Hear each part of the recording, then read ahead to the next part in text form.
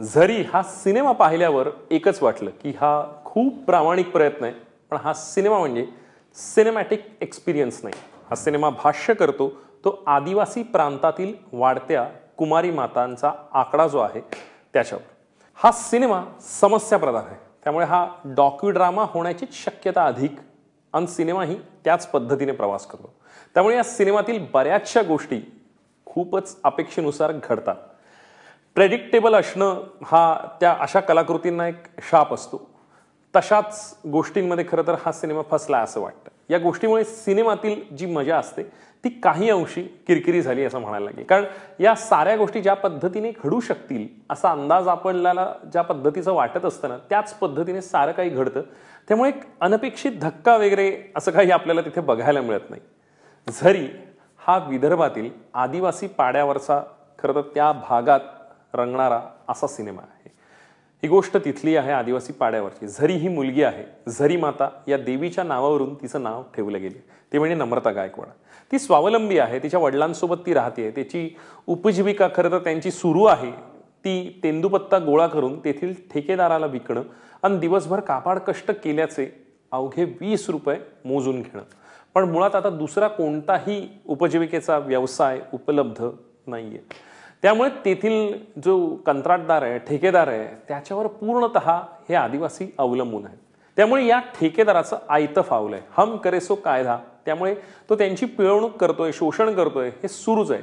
हा ठेकेदार अण्णा म्हणजे मिलिंद शिंदे, तो तेथील आदिवासी मुलींवर आणि बायकांवर अन्याय करतोय. पोटाची खळगी भरण्यासाठी आलेल्या मजूर स्त्रियांचं शारीरिक शोषण करून आपली तात्पुरती शारीरिक गरज तो भागवतोय. या सगळ्यात आदिवासी मुली आणि स्त्रिया त्याने दाखवलेल्या आमिषाला बळी पडतायत, तर कधी नाईलाजास्तव शय्यासोबत करताना आपल्याला दिसतात. या शोषणाबद्दलचा असलेला हा सिनेमा आहे. या सगळ्यामध्ये झरीने आपलं स्वत्व टिकवून ठेवलंय, पण तिथे तिला एक कंत्राटदार भेटतो जो रस्ते बांधणीसाठी आलेला आहे, महेश बाबू म्हणजे अनिकेत केळकर.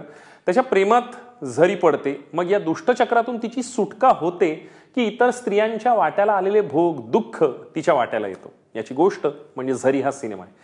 खैरलानीच्या माथ्यावर हा सिनेमा करणारे राजू मेश्राम यांनी या सिनेमाचं लिखाण आणि दिग्दर्शन केलंय. हा सिनेमा वास्तवदर्शी करण्याचा त्यांचा प्रयत्न आहे आणि उद्देशही चांगला आहे, कारण असा विषय मांडला जावा हा त्यातला प्रामाणिक हेतू. आजच्या आदिवासींची व्यथा आपल्यासमोर यामुळे येते, पण या सिनेमाची मांडणी ही सिनेमाच्या एकूणच म्हणजे ते साकल्याने जर पाहिलं तर त्यामधला मांडणीतला जो दुवा आहे ते फार कच्चे आहेत आणि तकलादू वाटतात. सिनेमा हा 2 तास 23 मिनिटांचा आहे.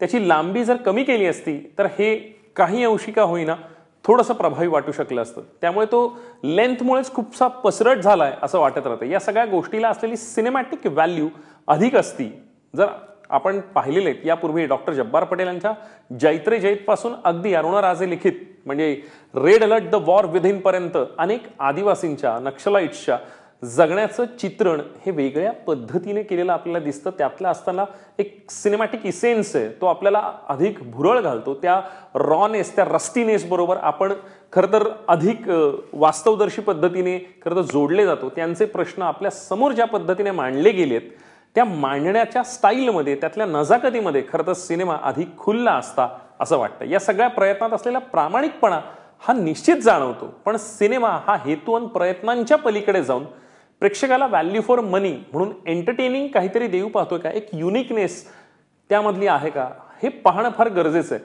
या पातळीवर मात्र प्रश्नांच्या पलीकडे हा सिनेमा जात नाही. एकूणच हा सिनेमा अपेक्षेस उतरत नाही ही वस्तुस्थिती आहे.